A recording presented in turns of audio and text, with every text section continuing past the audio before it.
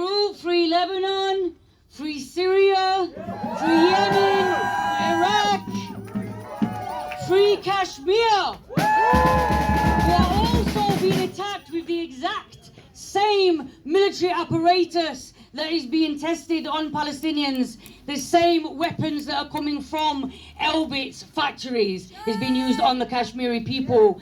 See, this is how all our struggles are connected. When they raise the same weapons over our heads, we tend to make a shelter from them, don't we? We tend to weave them together. It's what happened with LGSM, Lesbian and Gay Support the Miners. That was because the same oppressive forces were being used. There was nothing that otherwise connected the miners and the lesbian and gay movement, except that they were both going through the same violence, looked the same, and so they learned how to fight it. And so that's what brought them together, and that's what's bringing us together. Now,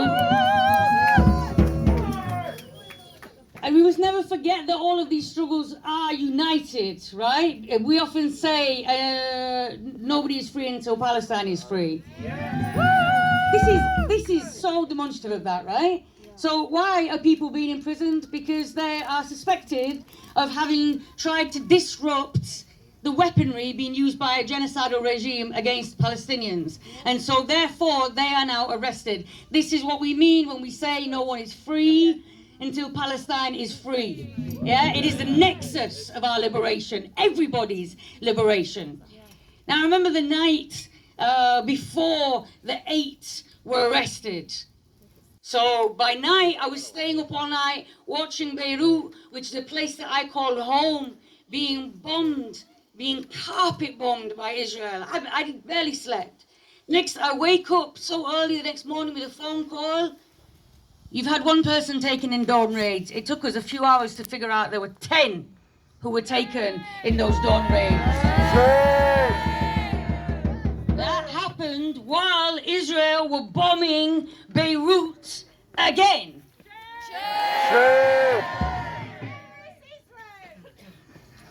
All our struggles remain connected, and I think it's very important that we hear from somebody from Palestine, which we're going to do now. So we have the honor of having Omar Hajjaj, who is originally from Jaffa in Palestine.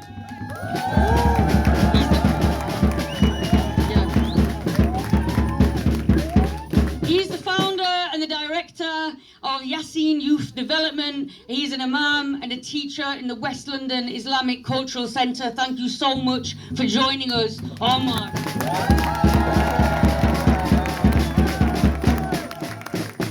Assalamu alaikum wa rahmatullahi wa barakatuh.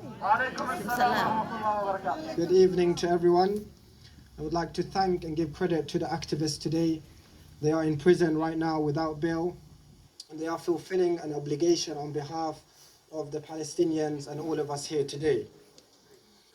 The British government today, led by Keir Starmer and previously Rishi Sunak, are as bad as Netanyahu and the Zionist occupiers. They have decided to stand and support this genocide. They have blood of Palestinians in their hands. They have blood of Iraqis and Afghans in their hands. The British government are cowards. They are refusing to shut down the factories producing the weapons and the bombs. This makes them part of the war crimes in Palestine. The British government are cowards for not applying their own policy on Palestine and recognizing the state of Palestine. They have stayed silent on all the crimes committed in Palestine. Today they will be remembered and they will suffer for the rest of history for the side that they are taking. As for the 10 political prisoners here today inside, they are the true heroes. They would be remembered in history for supporting justice. We all stand with them today. We won't let so-called unjust terrorist legislation that are being abused make us afraid of speaking out. We all know who the real terrorists are, and we know who are supporting them today. As Muslims, we know well, and we have suffered from being targeted, especially during the war of so-called terror. Islamophobic and anti-Muslim discrimination. There is no comparison between the way Muslims have been treated by Western powers and any other community today. All of us, we care about what's happening in Palestine. We all want to help. And a few of us are actually taking real action, and one of them is Palestine Action.